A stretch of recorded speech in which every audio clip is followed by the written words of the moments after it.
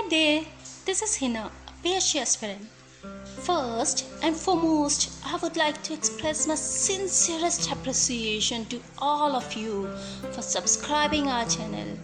And if you have not subscribed it yet, please subscribe it now. And don't forget to hit the bell icon so that you never miss another upload. Stream of consciousness. What is the stream of consciousness?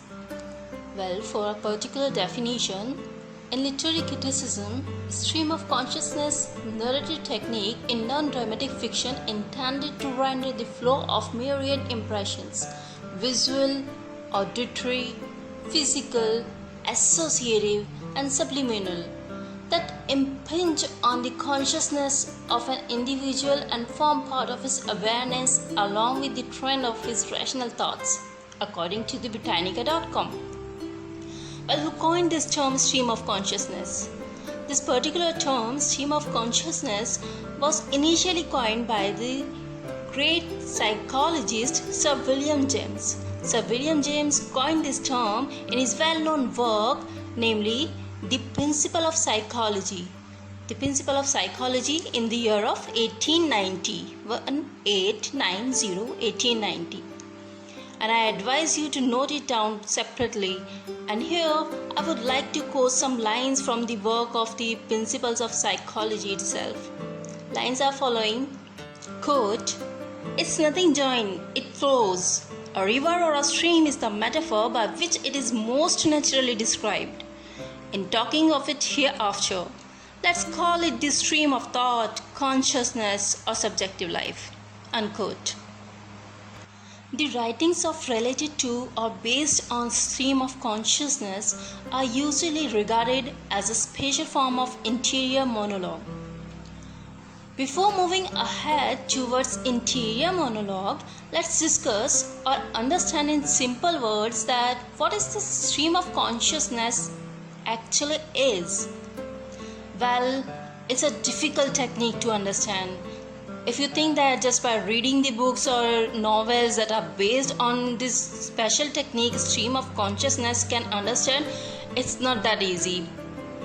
To clear the concept of this technique in easy words, let's take an example. For example, suppose you are just in a very jolly mood, or maybe in a gloomy mood. You are just sitting and decide to write something, and you find that thoughts are coming to you in a flow, and you are floating in the river of thoughts.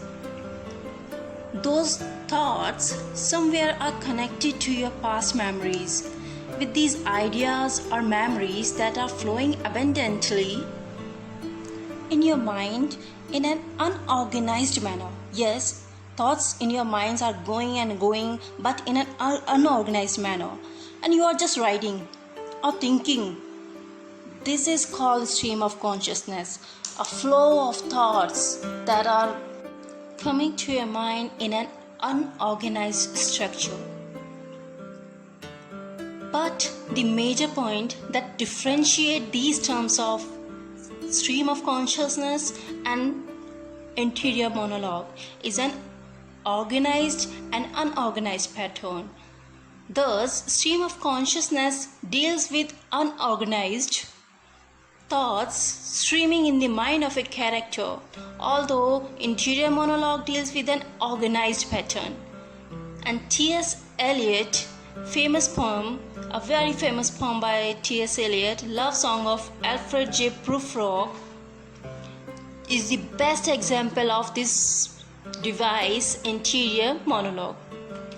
Well, it can be counted in the example of stream of consciousness because, as we see in the poem itself, that Mr. Prufrock is living his life idly in his dreams, in his thoughts, only can be considered as an example of stream of consciousness, as he deals with unnumberable of memories that are related to his past somewhere. But it is specifically an example of interior monologue. Why? Because it is actually a poem by T.S. Eliot that objectively arranged and well organized, where Mr. Prufrock, the protagonist of the poem itself, speaks with himself only. When he is going to meet his lover, He thinks in his mind that what he would speak. He thinks that what would I speak? How would I speak? And what will be her reaction? This self-speaking, this speaking to oneself is actually known as the interior monologue. And for a literal meaning, interior monologue is single speaking speaker. These 3S, you can easily remember this by this simple method of using of 3S, single speaking speaker. There must be a single speaking speaker who is speaking to himself. So it's a base of the term. In interior monologue, as I made it easy for you, right? Well, it's a technique where someone's speaking to self. I also speak to myself sometime, in some critical situations, and I often found that no one can be as honest with you as you to yourself can be. And for the definition of interior monologue, as I have been taken it from the Britannica.com, you can see on your screen also that is literary device. Interior monologue is a dramatic and non-dramatic fiction, narrative technique that exhibits the thoughts passing through the minds of the protagonists.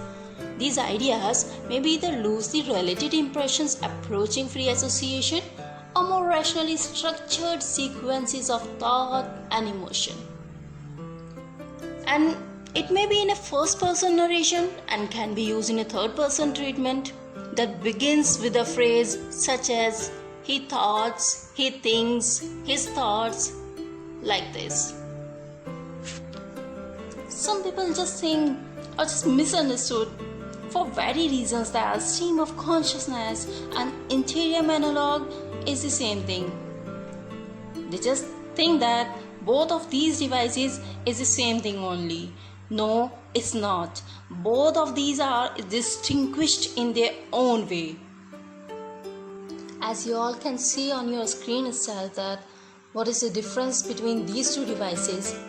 But a part of this bookish language, I am going to describe it in simple words. So, in easy way, when you try to get as close as describing exactly what the character is thinking, it's become stream of consciousness, as it would be subjective in describing manner or method. As we have discussed already that stream of consciousness is not organized and the thoughts that are going into the mind of the character are not rational thoughts. So for a better understanding, main characteristic that differentiate these two terms from one another is that stream of consciousness is the subject matter, while interior monologue is the technique for presenting the subject matter. And I have already given you the best example of it, that interior monologue is specifically used in the love song of Alfred J. Prufrock, written by T.S. Eliot. So here we have some authors who mastered these devices. On the top is Dorothy Richardson. Mr. Richardson, a British author, was the very first writer who showcased this technique successfully through his text Pilgrimage. Some other works and authors who literally mastered these techniques are James Joyce, and the work is Ulysses and a portrait of the artist as a young man. And if you understood these terms, you can easily find out that which term, or if I direct say that stream of consciousness is used in this particular text by the title itself, that is talking about the portrait, past memories of an artist as a young man. Virginia Woolf, and the work by Virginia Woolf where she uses these devices are Mrs. Dalloway and To the Lighthouse. D.H. Lawrence, Sons and Lovers. Well, it's really a complex novel. Next is T.S. Eliot, The Love Song of Alfred J. Prufrock. Last one is William Faulkner. And the work of William Faulkner, where we can find the examples of stream of consciousness and the interior monologue clearly are As I Lay Dying and The Sound and the Fury. Oh, sorry, the work is not on the screen, but it is equally important. The Sound and the Fury, and it's a tough work by William Faulkner. At a very first glance, not easy to understand. In fact, when I was reading this novel during my master's course, I had a long discussion with my professor Monisha ma'am about what this novel actually is in order to understand it completely. So, these are some major writers and their best works where stream of consciousness have been used and mastered. Well, this is a crisp and short video on these terms, but if you have any doubt or query, feel free to contact me via comments. Thank you.